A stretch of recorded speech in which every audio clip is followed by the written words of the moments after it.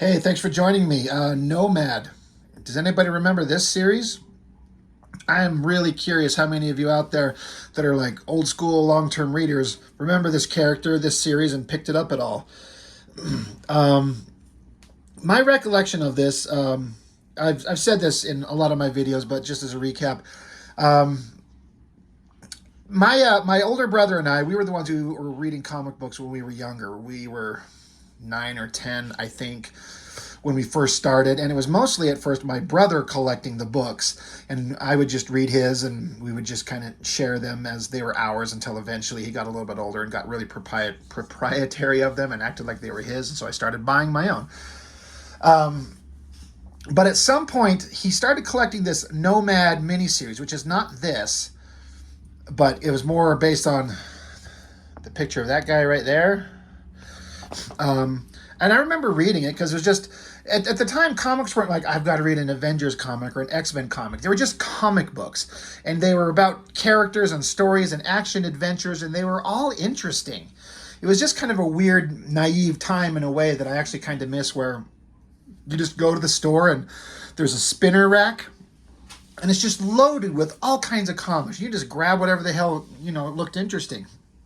I don't know why or what made my older brother pick up the original Nomad miniseries, but he picked it up. I remember reading it. I can't remember anything about it specifically, except that I seemed to kind of enjoy it. It was fine. And the character was related to Captain America in some ways, was my recollection. So that miniseries went away, and then this regular series come along, following in the footsteps of that. Now, I've started picking it up. I believe I remember the name and kind of liking the series, but I don't know if I would have picked it up just in general off that. But the art in this thing, we're going to get into that. But first off, the character of Nomad, who is this stepping from the pages of Captain America? I used to think at first, for a long time, that this guy was Bucky, Captain America's sidekick from World War II. Obviously, the character biography has changed, and that is not who he is. Bucky became Winter Soldier and all that convoluted stuff. And so before I started recording, I got my phone out here and started doing a little Google search on the character. And what a convoluted fucking mess all of it is. He's like the third Bucky that was out there, and he was just some guy, and he took over the role of Bucky at some point, and he's got some enhanced powers. I don't know. But it's one of those things where there's a character, I think probably the case was, there was some random character that existed out there and no one was doing anything with, and this was in the early 90s, so everything was selling, so they jump on it and they're like, let's make a series out of it. And I think the writer, I believe, is Fabian Nicieza, I believe. I'll have to see in the credits, who had done a lot of X-Men work and X-Force and stuff like that. And in the Google search I just looked at, he said that he seemed to enjoy writing this character. Now, are they any good? I mean, I think that it's well-intentioned and pretty well done, generally speaking, but it doesn't have a lot of the big, grandiose superhero bombastic nonsense that was going on in like an X-Men or a Spider-Man. It's just like a guy with enhanced superpowers or enhanced human abilities wandering the country, having adventures, righting wrongs, which sounds reasonably interesting to me. It's kind of like a low-budget action movie like you would see in the 80s, especially with this wild hair thing going on. Anyway, we'll just have to get into these. I have the first 4. I don't know that I ever had any more than this, and I know why I stopped. As much as I'm sitting here saying, the concept sounds good and kind of interesting, and I like that, just having a comic that's just a single character doing his own things, and he's not tied into big crossovers and interlaced with other books. It's just his own character doing his own thing, and I like that. And that's what this is. But the instant the artist changed, he did 3 issues, and he could not keep up. He did covers to issue 4 and beyond, but the interiors changed, and the instant the art changed, I was instantly not interested anymore. It just was not the same, and it was time to move on. So anyway, we are going to start with issue 1.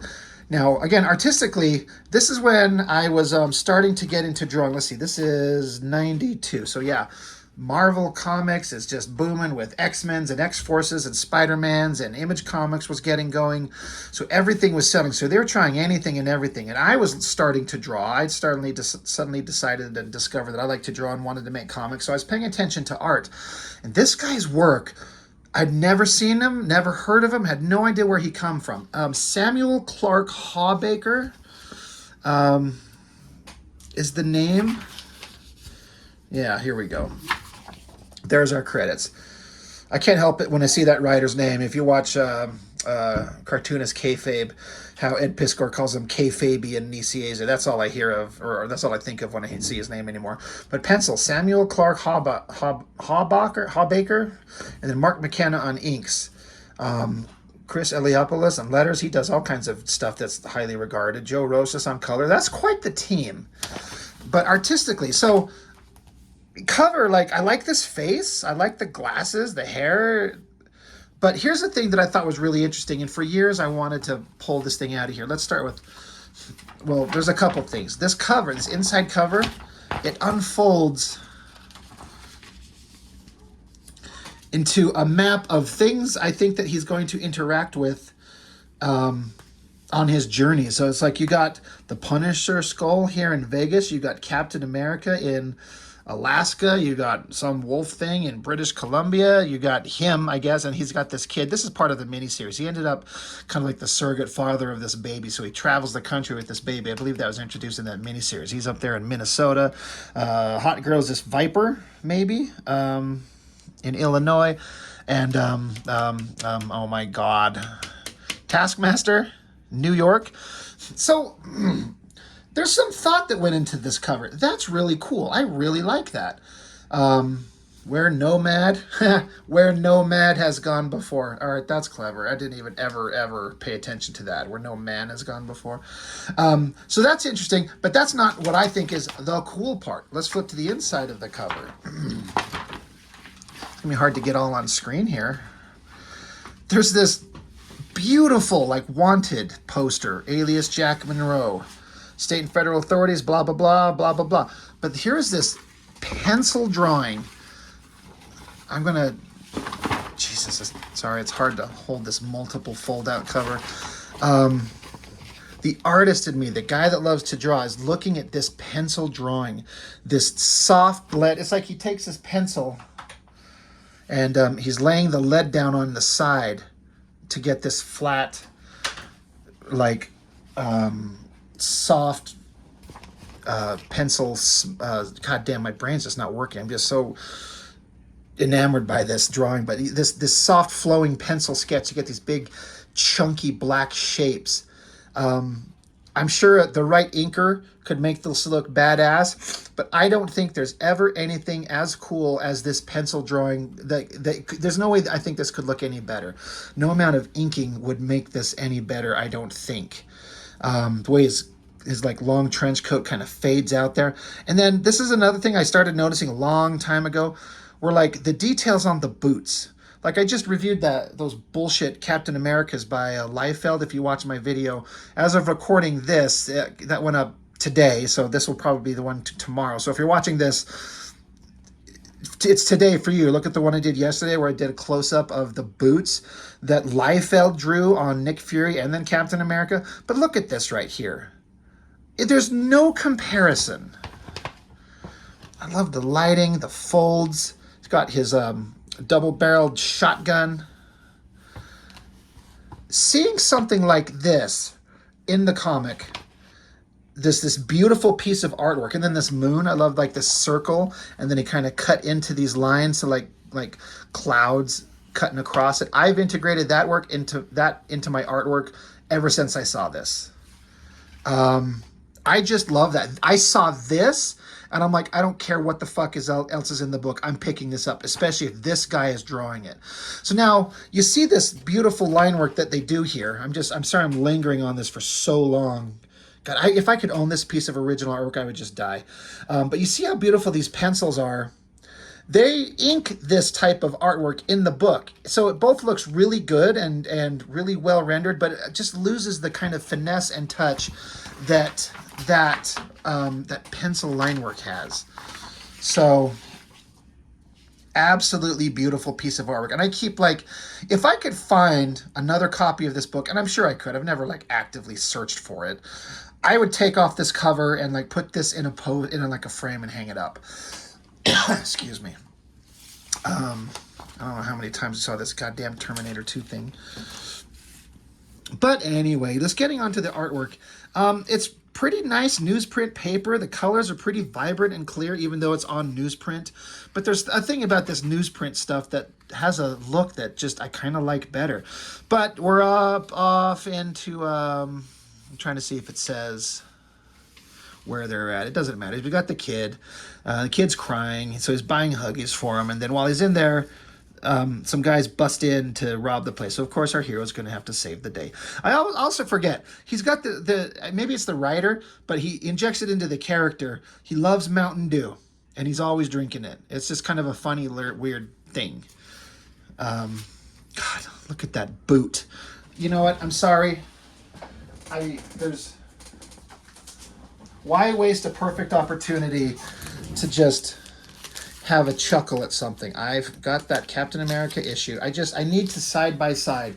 When Liefeld sits here and talks to us and tells us what an absolute amazing artist he is and how good he is and how we need to just kiss his dick. Look at that. He does not give one fuck of a fuck. It's just a shape and a point, and look at them treads. And then look at a boot. This is an artist who cares. This is a guy who...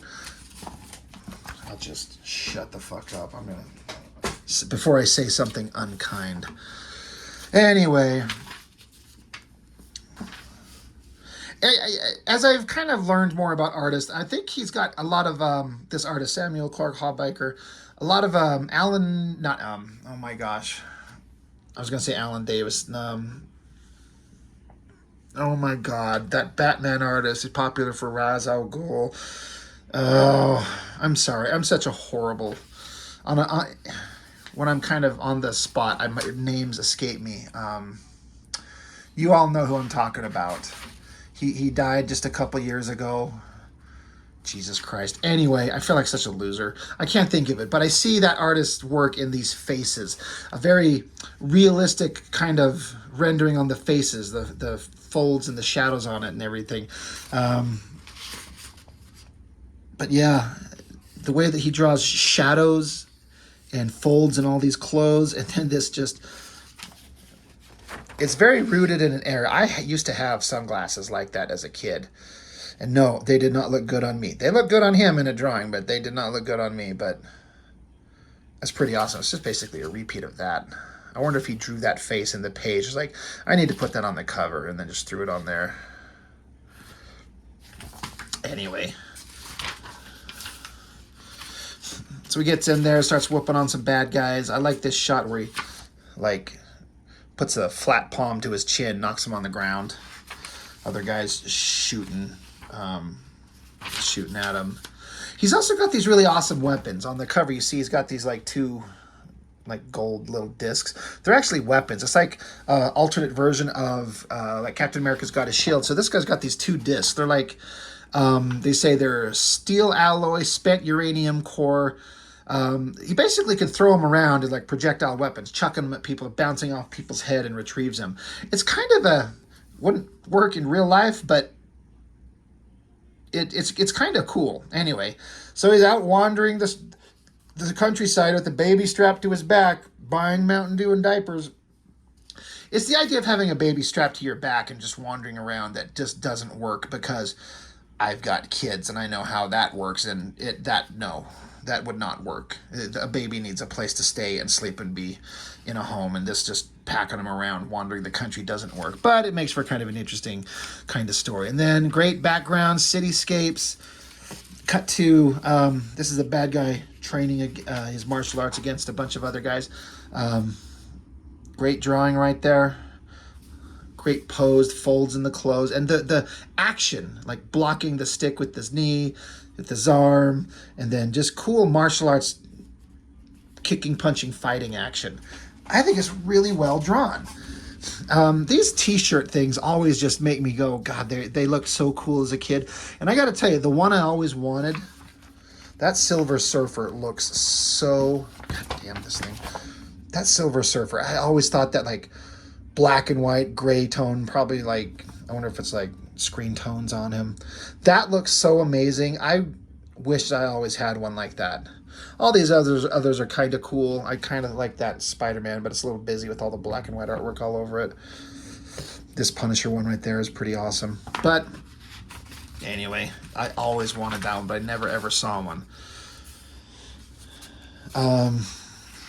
So I look at this, and when you see that penciling I was talking about in that Inside Wanted poster, and then you see them trying to interpret those lines in ink. I'm not saying it's poorly done, and I'm not saying it's easy with the penciling and rendering that the artist did. I'm not saying it's bad. I just feel like there's no way to make it look as good as the pencils, or a different inker could have made it look a little better, but I say that liking it. I know what those pencils look like, and this is an okay approximation.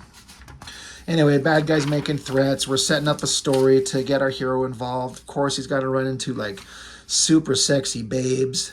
As much as I like this girl's, this drawing of her face and that upturned pig nose always look kind of weird.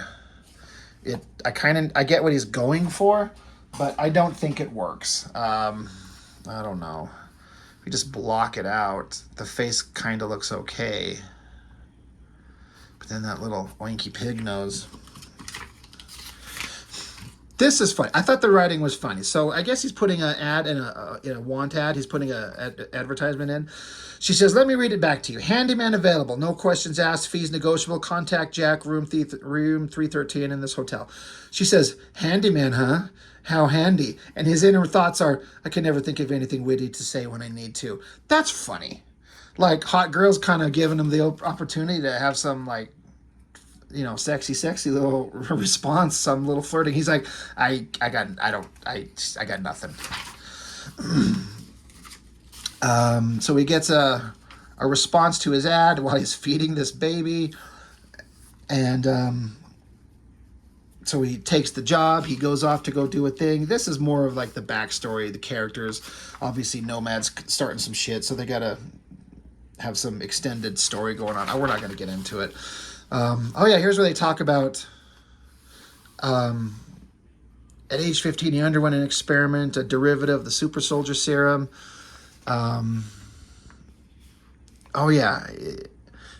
He served a few years as the third Bucky, young partner to the fourth man to assume the mantle of Captain America. I guess this is one of his early outfits. I do remember this scene. This was in the original miniseries, him picking up some kind of like weird super machine gun and blowing people away. And they're talking about how this serum that they give to him, the people that have it exhibit degenerative psychopathic tendencies. Why can I not remember that artist's name? I know you're all going to roast me in the comments, and you know what? Light me up. All my long timers that are with me, you know who I'm talking about. But doesn't this artwork here kind of remind you of it? I'm so mad. I can't look it up because this is my means to look it up. Anyway, I like all the lighting and everything, the backstory going on. So our hero, somebody called him to take a job. His advertisement worked in the want ad, so he's got to go do some investigating on a thing. I like all these folds in his jackets. His little disc, he can pop it open. They got little hooks, so he can throw them like a line to connect to things and swing around like a daredevil kind of thing. I like that shot. Up on the roof, he's breaking into a guy's place. But then suddenly, out of the darkness, he hears a sound. So he turns, punches at it, and then dives out of the way. The guy's gone. Or is he? Ninja kick to the head, crash. And for some reason, he's taking the baby with him. This is another thing I get the kind of quirky, like, oh, he's going to be a hero and take a baby with him. But a kid would not this would not work.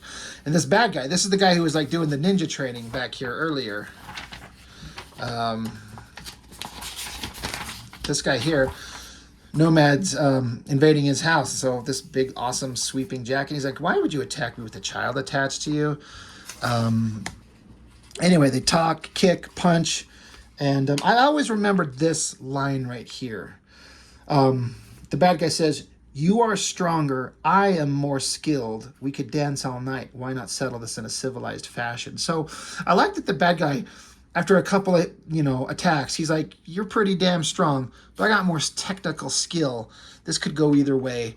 We could just try to beat the shit out of each other forever, but why don't we stop and talk about what's going on and see what we're trying to do? And he's like, all right. I love that drawing of that face. I love it. It works. So they discuss their problems, who, what, when, where, why, whatever's going on. And they agree that Nomad here will go and do something for him. He's like, all right, if you do that, you're going to leave this other person alone that sent me in to get you. He's like, okay, deal. He goes, so go do the job, the bad guy says, but the baby's not coming with you. The child does not go. He's like, are you nuts? You're going to hold her hostage? He's like, hardly. I have 4 daughters. She is safer with me than with you. And he's like, can't argue on that. So he goes off to do a thing. He also has this awesome stick. I love the panel work on this. He gets out this little stick and then it extends, pops out, can pole vault over a thing, gets in here, finds some information, knocks a couple suckers out, gets away, goes back, job done. Then this is another one of those artistic things. Look at that panel right there. It's like he penciled that in there, and they're just like, somebody must have said, just leave that pencil drawing. And I reproduced that and copied that into my own crap comics multiple times for years when as a young teenager. I thought that looked so good. I couldn't understand how somebody could draw something like that and get all these shadows, just these chunky shapes, and it just works. It's so good. And then hot girls watching the kid. Good job. You did, here's money. You're paid. First comic down. First adventure going. And, he's off on his way. And more adventures to come. So, artistically, I was 100% on board. I'm like, wow. All right. You got me. Let's get into issue 2. This one had an interesting thing happen at the end that set apart the hero, that kind of reinforced the grim and gritty 90s violent hero. But we'll see what that gets into. Now, here's an opportunity. I remember looking at this. I remember as a kid, whenever I was learning to draw, especially in art class, artists were always drawing like animals and deers and shit. And I'm like, yeah, that's great. Animals and deers and bowls of fruit and stuff like that. But I want to draw like Wolverine cutting a guy apart. That's what I want to draw. But then I see this and you're like, oh, this guy can draw anything too. He can draw these animals. You got to learn how to draw this shit. The concept here is that there's this deer that's tied to the ground, and this car is intentionally running it over to kill it. Somebody's doing this for fun. So we got to get Nomad on the case. And, of course, the title is Roadkill. I think that's an interesting, splash with the deer dead and the blood putting the words out there. I'm into it. And then you see this grill on the front of the car. You see the indication of it there, and you just hear the voices of these guys like, holy shit, awesome, he didn't even splatter, good job. And then it's these drunken hillbillies, and they take off, and then in comes our hero, giving a thumbs up. Hey, I need a ride. Can I hitch a ride? But drunken hillbillies aren't interested. And then he sees what happened. He finds this deer. He says, hate to see a nice buck like this one. Too stupid to see a car coming unless a tether lion. He's like, they killed them on purpose. Maybe I should turn around. He's like, maybe there's more going on in this town. Has more going on than bad diner food. Not my problem. Why bother, Jack? Why keep walking? He's like trying to tell himself, don't get involved. But he's going to get involved. Because he's the hero and he has to. More hot girls. Drunk hillbilly losers causing trouble. And then in walks our hero with the waitress who's getting roughed up. You've seen this I feel like I've seen Jean-Claude Van Damme do this shit. You ever seen that movie Hard Target, which is basically a Gambit movie? Instead of Remy LeBeau, it was Chance Boudreau. Pretty good show, actually, but I feel like this is kind of the same thing. And I don't mind that drawing. His glasses, his ridiculous long hair, this giant coat that is rendered so damn well, and I love the coloring on it. He's like, trouble, ma'am. It's like a Western, too, with the, the cowboy coming into the strange town. He's going to right some wrongs. And, of course, when a drunk loser gets in his face, he's able to pick him up and say, like, hey, he also put a gun to his face. I should also point out, they probably mentioned it in the previous book, but he's got this, like, double-barreled shotgun that he uses, but he never keeps it loaded. It's always loaded with blanks, which is like, well, then why fucking have it, except because it's kind of, in the end, a big, heavy thing to lug around that is only to intimidate. But once your bluff is called, you got no use for it. But it works in this case. He's like putting the barrel of the gun under his nose. He's like, get lost, don't smack around women, get out of here. Like, okay, we're done. Back to the story of the government people trying to track him down. I don't care about any of this. I don't remember much about it. I just remember looking at this drawing and like, hey, that's Will Riker from Star Trek The Next Generation. I mean, right? Could be any bearded man, but who cares? And then they're talking about sending somebody to go track NOMAD down. Jack Monroe is his name. And who are they sending? This guy. They're going to send him after him. But who is this? Well, we'll find out very quickly. And just more our hero interacting with everyone. This looks like something he probably found in a magazine or something and reference for the face. And I like it. It works. But, hey, help us in our small town. We've got problems. So, to me, it looks like the rendering that he was doing as compared to that first issue, which we see a lot of artists do, gets a little bit less intense. It's issue 2, the middle of issue 2, and he's already slowing down. And you have to do that type of stuff when you want to keep a monthly schedule. Not that I've ever done it, but I understand the concept. Drawing these pages is hard, and you got to come into a style that's a deadline style, like John Romita Jr. calls it, whatever it does to get the book done in time. But some of these artists want their artwork to look amazing, which his does, but then it starts losing that style that looked so good. It's still there, but it's not as intense. And then they'll, spend some time on some other drawings to get it down, to get the intensity of the cool drawing. So it's not every page, it's every few pages where the intensity of that beautiful rendering is there.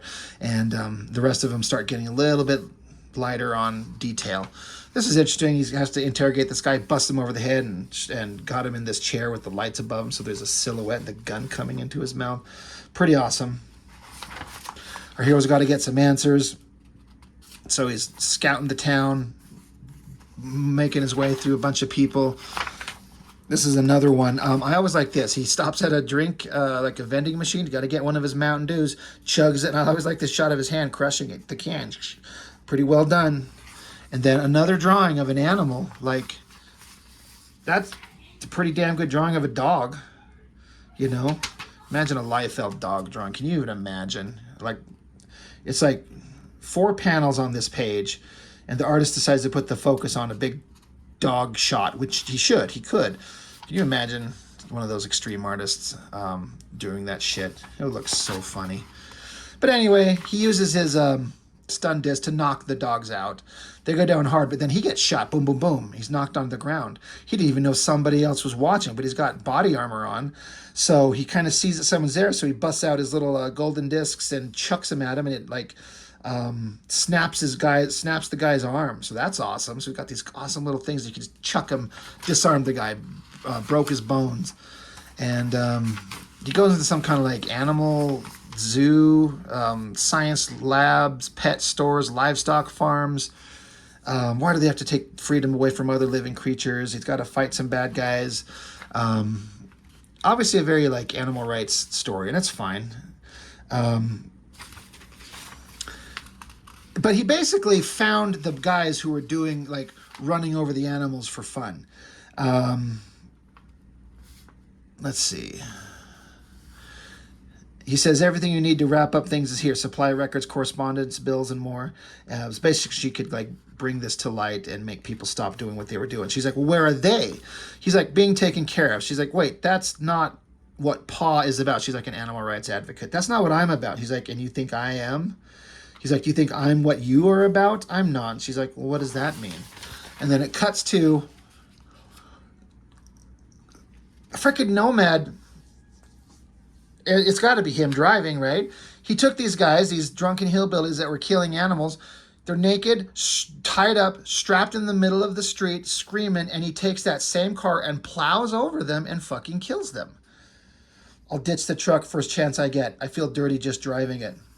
And Bucky, the little baby, agrees. So I'm like, holy shit, this took a major turn.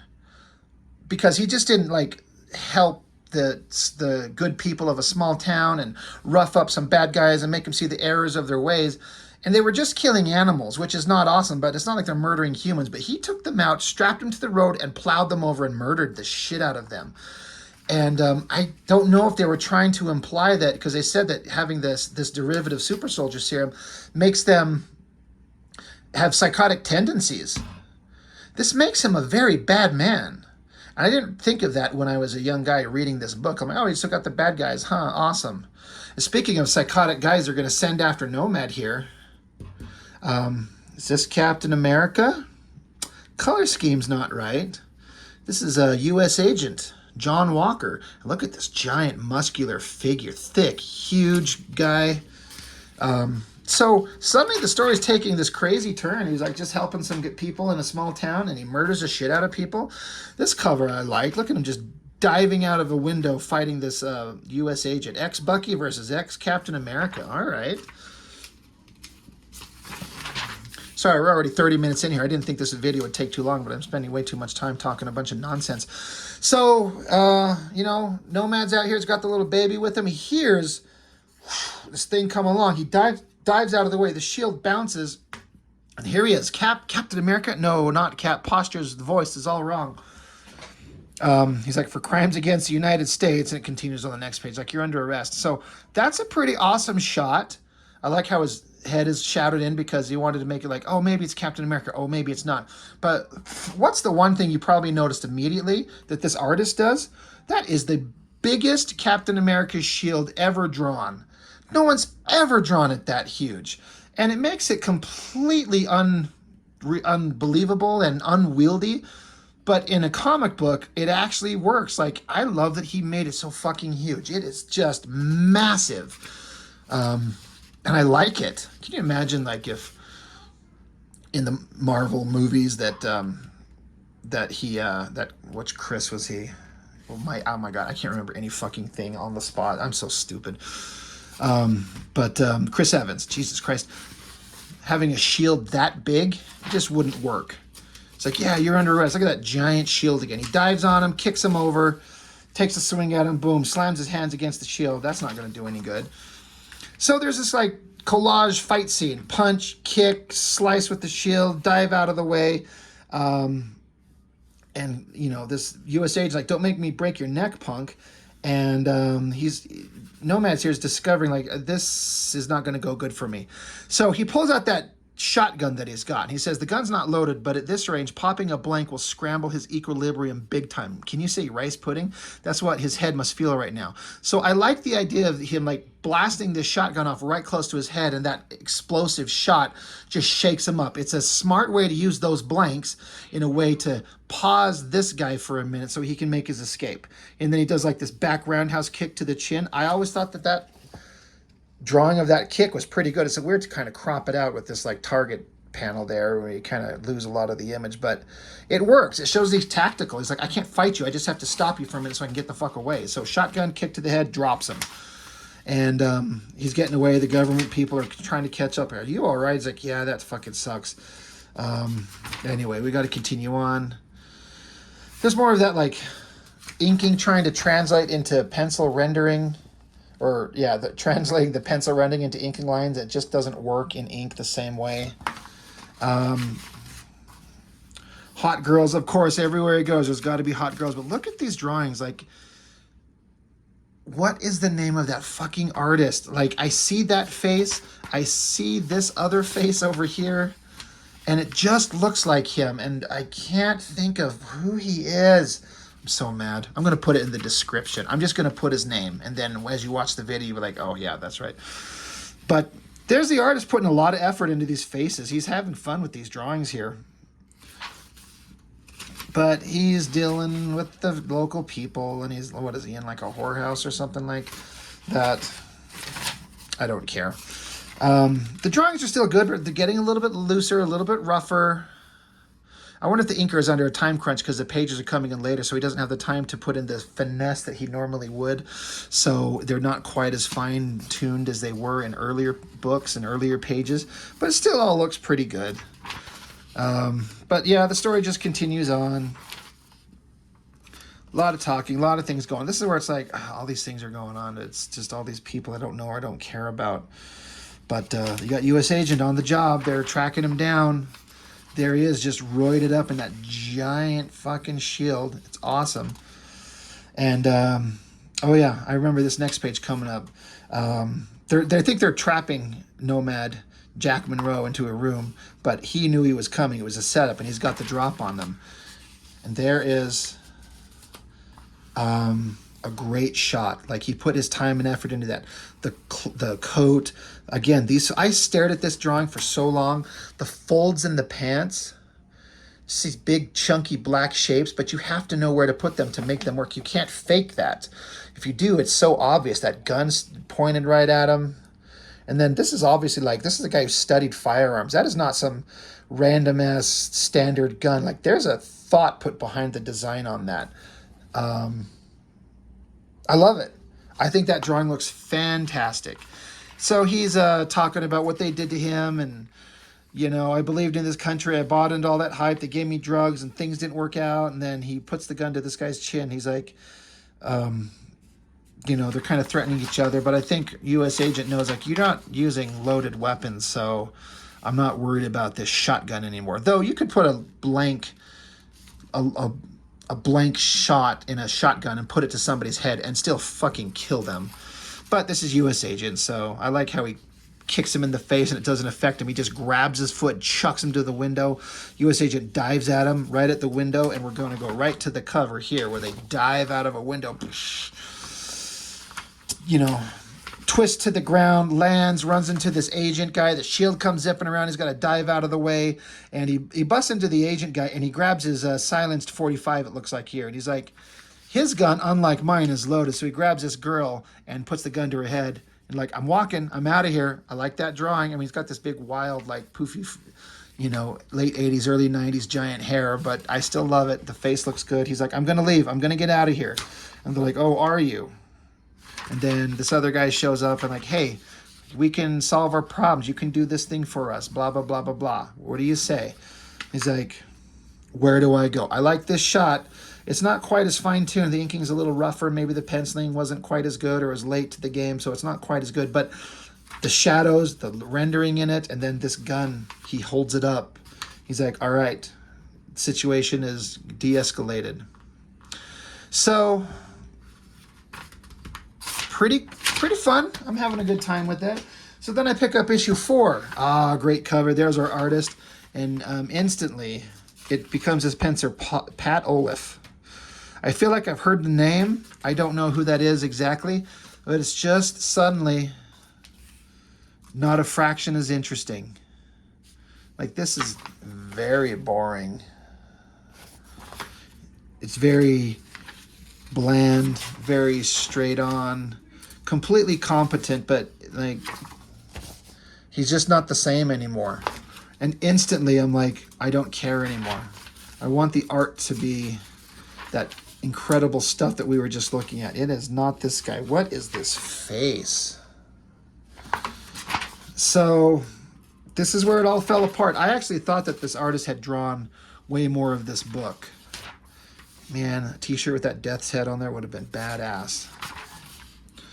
So, I'm not even interested. I don't remember anything about this part. If I even read it once, I don't remember. Deadpool shows up. Yeah. You got Deadpool involved with NOMAD now. I mean, why not? At the time, he was this newest, biggest thing you've ever seen anywhere. And Deadpool proceeds to, he unloads a blank in his face, but didn't seem to do anything. He still got his mask on. That would have messed him up for real. But Deadpool beats the ever-living fuck out of him. And this was an interesting thing that happened here. Again, Deadpool's got him, sword to his neck. The elevator opens up. He falls back in, throws the disc at Deadpool to, stun him, stop Deadpool for a second, and the door shuts behind him. So Deadpool shoves the blade through the elevator door, and I love this part. He just snaps the blade off, That was clever. He's like, hey. So he survived an encounter with Deadpool, just barely. But again, that's the only interesting thing in the book, and it's not that well drawn. And the rest of it, I don't care. And I don't know that I collected this book beyond this issue. Honestly, if I have them, I don't know where they're at. They're saying here, where is the artist? And he says, I'll be honest with you. Clarke is one of the finest talents who ever graced a comic book.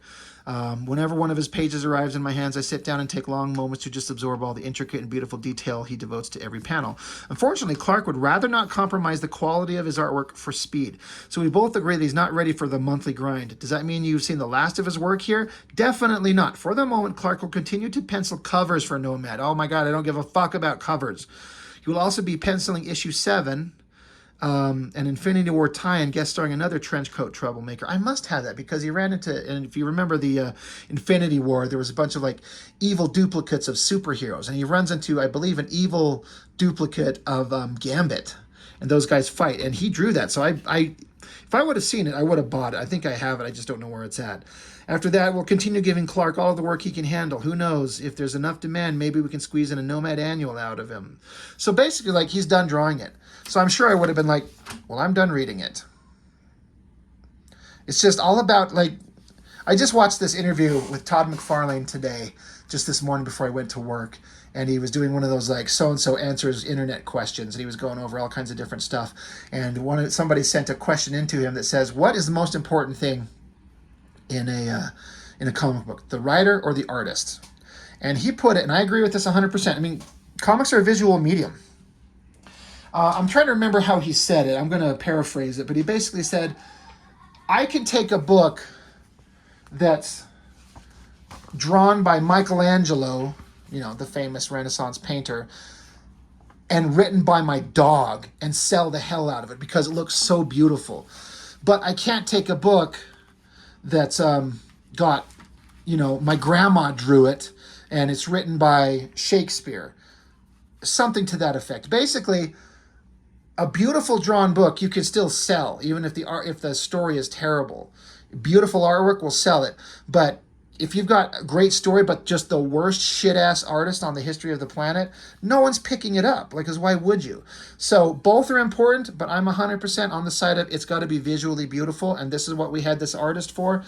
And unfortunately, he couldn't handle too much work. And then if he ever drew anything else consistently after this, I never saw it. I saw him go off to one of those other side companies. He left Marvel and the Image was out there, but then one of those other companies, whether it was Valiant or whatever, with some ridiculous superhero team, I've never seen him anywhere else ever again. So where is he? What does he do? He's so goddamn good. I feel like I need to track him down and find out what he is, what he's doing, because this guy's just too damn good. But I don't know if he's even alive anymore. It's been so long. But I thought he was an amazing talent, and we got just a few books out of him, and that was it. Maybe he just didn't like comics. Maybe he went on to do other shit, like Aaron Weisenfeld from the Wildstorm series. He did several amazing comics, and now he's on to this like beautiful, like fine artist painting. He's left comics far behind. So it would be interesting to know what happened to this guy.